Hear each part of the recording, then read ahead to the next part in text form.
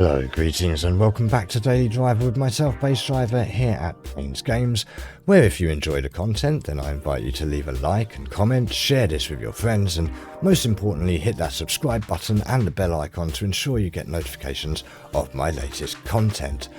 So yesterday I did a brief consumer's perspective first impressions video about the PlayStation 5 Slim in 2025 and concluded that at this time I can't confidently suggest to anyone that hasn't taken the plunge on this generation to drop what is still an overly substantial amount of cash on the Slim or the even more expensive new Pro models.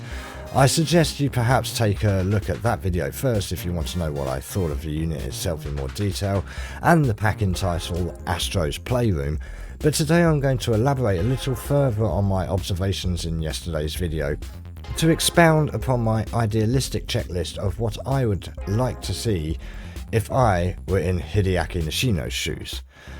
To clarify, there's been a bit of a reshuffle at the top of PlayStation, with Herman Hulst moving very slightly downwards to continue basically in his main role as head of first parties, whilst Nishino-san takes over as sole CEO of Sony Interactive Entertainment from April 1st. Now, a lot of people are already heralding this as potentially a return pivot back eastwards, hoping that the move indicates that Sony seek to rein things in, considering how things have panned out since PlayStation's operations and business strategy began to emanate predominantly from the US. From any perspective, the PlayStation brand isn't exactly in the brightest of places right now. As highlighted in yesterday's video, both the PS5 hardware and PlayStation's avarice to date in this generation has rung strong echoes of the PlayStation 3's lifecycle, almost as though they forgot everything they had learned over the course of the apparent bounce back enjoyed throughout the PS4 generation. That said, things aren't looking so rosy for the competition either, for over the fence on the green side, things are so desperate that now, well, everything's an Xbox. That corporate hegemony I mentioned back in last week's video, Grubby A Tale of Two Jeffs, rears its ugly head again. All of this as Nintendo eats both their lunches incredibly whilst concurrently hitting a hard innovation wall, essentially revising their vastly underpowered hardware with incremental changes to the form factor and further fake it till you make it graphical jiggery pokery for the forthcoming Switch 2. Herein lies the first of many issues I feel Nishino-san faces from day one: identity. You see, Nintendo is now firmly known as the company that doesn't rely on trying to chase the very latest technology nor the cutting edge in graphical fidelity. For the most part, Nintendo have historically maintained their core identity as a place for fun and accessible gaming for all of the family, and I do want to stress that last bit too, the family element. Meanwhile, both PlayStation and Xbox have become synonymous with eye-watering hardware costs, skyrocketing software costs, with GTA 6 rumoured to be courting a $100 price tag for the base game. Then there's insidious data collection, activity tracking and more, whilst overpromising and underdelivering generation after generation. Add to this a homogenization of the market over the past generation and a half to a point where both parties are essentially running bog-standard gaming PC architecture, of course with a few bits of that secret sauce we all keep hearing about. But otherwise the key differences now are that one runs a flavour of BSD whilst the other runs on a Frankenstein Windows kernel. And with this past week's announcement of Forza Motorsport coming to PS5, we can see Microsoft's endgame finally coming into fruition. I'll have more detail on that particular assertion in a forthcoming video about the Xbox generation and the impending demise thereof. Indeed, in counterpoint to this, one can also now purchase and play PlayStation products on PC via Steam. The point being, where is the incentive to buy a current or even next-gen console? For the price of a PS5 Slim or Pro, one could easily get a PC in a more aesthetically pleasing form factor that will play all the games from everyone in reasonable, if not actually higher fidelity in some cases, than any of the console manufacturers currently offer. Well, this is where Nishino-san has to establish an incentive through identity. Now is the ideal time, given Xbox almost Sega-like all but retirement from their dedicated hardware commitments, and Nintendo's more of the same, just a bit better next-gen offering already in early marketing. So let's start with hardware. You see, Sony were historically known for making high-quality, often effortlessly stylish and functionally exceptional audio-visual equipment. There was a time when handling a Sony product would give one the impression of luxury and sturdy build quality, rather than reminding one of the cheap plastic found on a bargain store room fan. Now, people are apparently suggesting that PS6 dev kits are already creeping out for showings to developers, which I feel is very likely given my previous experience in new hardware circulation cycles within the industry. There are also rumours that PS6 is slated for announcement by perhaps the end of this year, though that one I'm a little less certain of. Well, that still offers at least some time to ensure the production model's form factor is at least something reasonable. No more curved tops, or swooping wings, or behemoth footprints. Something moderately rectangular that can fit on or within TV stands, preferably in both horizontal and vertical configurations, without requiring additional, extortionately priced accessories to merely rest securely. As far as architecture goes, that's way too far gone already at this stage, and from what I'm hearing, it's aiming to run AMD's Zen 6 architecture, which once again is likely to have that secret sauce secreted all over the everything. But in the architecture, I would personally seek to move beyond generic PC x86-64 architecture once more. Again, how can you establish any identity if you are merely building essentially another small form factor PC? Exotic architecture actually drove the industry in many ways, and for a long time, and in my opinion essentially, provided a relatively high bar for entry to development for any given hardware platform. That's something I'll come back to later on, perhaps in tomorrow's video too. I'm not, however, suggesting anything quite as stark as a repeat of the whole cell processor debacle. Interesting aside is that Dr. Lisa Su of AMD was one of the architects of the cell processor, so I think she has proven that many lessons have been learned from that whole situation, and I'm sure many of those lessons help build towards the Zen architectures we see today. So instead of trying to chase teraflops of graphical power, ever-increasing unfeasible resolutions, hypersonic frame rates and refresh rates, dynamic resolutions, fake it till you make it frame generation and upscaling, or wasting CPU time on pervasive logging, data collection and activity feedback, why not instead take a leaf out of Nintendo's book and refocus on the gameplay experience a little? As a starting point, aim to offer a solid full-resolution true 1080p at 60 to 120 frames a second with pitch-perfect frame times as a bare minimum across the board, with a 4K upper resolution cap. Then I would propose experimentation with integrating dedicated ARM or RISC processors, perhaps even dedicated microchiplets, for two sole purposes. Number one, innovating core gameplay functionality and physical interfacing, or offloading menial tasks from background operating system functions, or even perhaps more complex functions that explicitly benefit from running under such architectures for the benefit of the overall core gaming experience. And number two, backwards compatibility. That's right, what better way to stake one's identity out than embracing that which came before? Now, we know Sony have patents on intriguing technology for spoofing processors, forming essentially a translation layer, bridging code written for one processor to execute sort of natively on another, a form of hardware-level emulation for a very facile and slightly inaccurate description, if you will. Back when the PS3 launched, the back-compat model had an emotion engine bolted right on in there, running PS1 and PS2 games directly through that and out via the PS3's AV output, with pretty much zero quality of life or quality of visual improvement. Actually, I get the feeling the PS1 may have been emulated, but my memory fails me on that particular detail right now. Anyway, that was an expensive, unwieldy, and ultimately unsatisfying execution at the time, no matter the good intent behind it. and eventually they pulled the hardware compatibility out altogether, opting for a frankly disappointing software emulation solution in the short term, in time introducing the even less satisfactory streaming solutions prevalent today.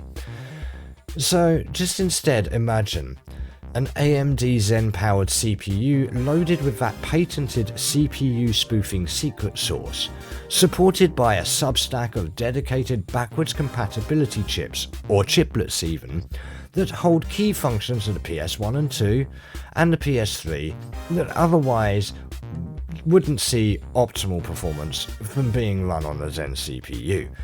I mean, they already have their custom flavour of RDNA 2, with a sprinkling of RDNA 3 features and future RDNA ray tracing in the PS5 Pro's current processor, so why not start plotting a course to integrating custom chips dedicated to backwards compatibility?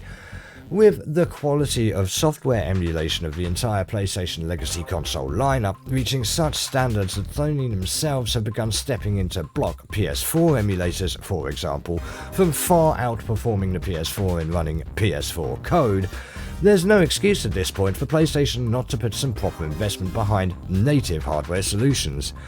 As I said, it is far too late for the upcoming generation, should the rumours of dev kits already being shown to devs be true, but it would at least be positive to hear of internal R&D for this sort of hardware for the PS7, for example. Who knows, perhaps there is a concerted effort for proper backwards compatibility underway already for the PS6 even.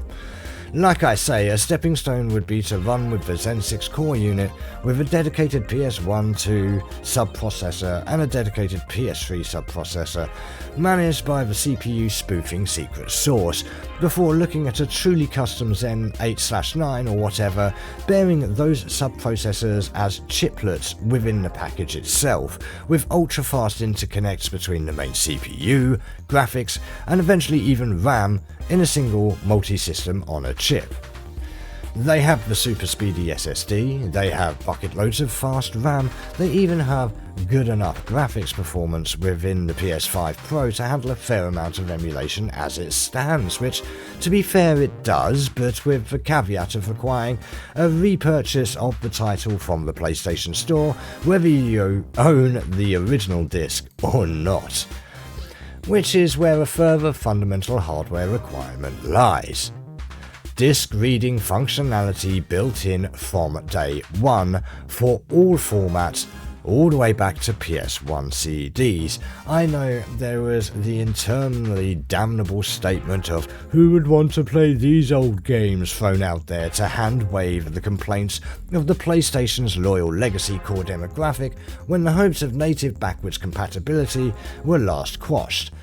As, yes, the idea of letting people put the discs they already own in to play those games without repurchasing them at often silly prices is enough to make most CEOs turn to dust faster than Christopher Lee in Dracula.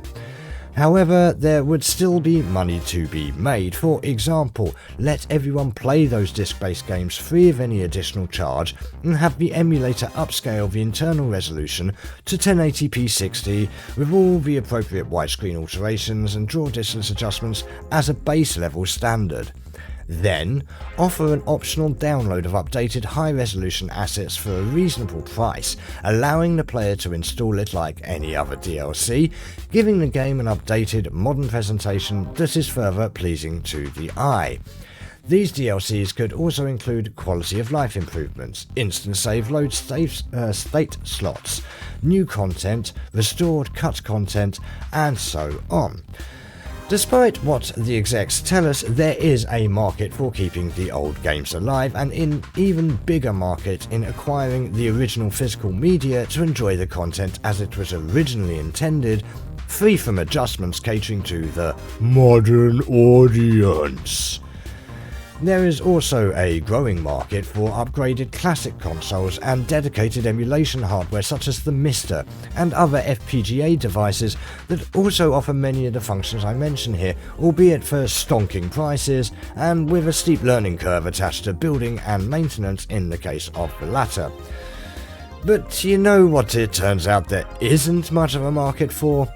Streaming legacy titles in crappy resolutions at subpar bit rates with poor audio, huge input lag, buffering and stability issues. All for a fairly substantial subscription fee that leaves you with zero ownership over those titles should PlayStation feel like pulling another Concorde by shutting down the servers and removing it from market, making it effectively unplayable to the incredibly few people and stuttering Craig who bought it and would still like to play it. So, once again, why let others eat their lunch from under them? Tackle both emulation and people sailing the high seas, plus give the loyal 30-year legacy PlayStation fans what they've been asking quite plainly for generation upon generation now, all in one simple move. Finally, controllers. Well, first and foremost, better material quality. Beyond that, largely don't fix what ain't broken. Now, I actually do rather like the DualSense. It is tactile and sits nicely in the hand, and as I have highlighted previously, I personally think the DualSense is, at the moment, the PS5's key unique sales proposition as a console. It also really resembles the original silver boomerang shown off for the PS3 back in the day, so that is something I appreciate. The vibration is great, and the much lauded variable tension triggers are probably the only true innovation surrounding the core PS5 as a whole.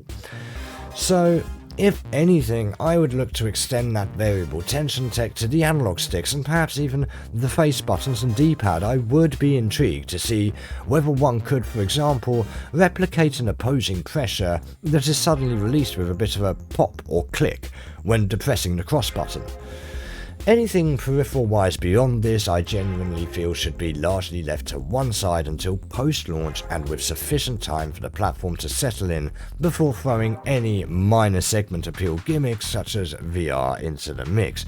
Just focus on making the very best standalone gaming hardware dedicated to gaming that treads an alternative path towards a compelling ecosystem for the core demographic that so far carries 30 years of PlayStation's legacy with them.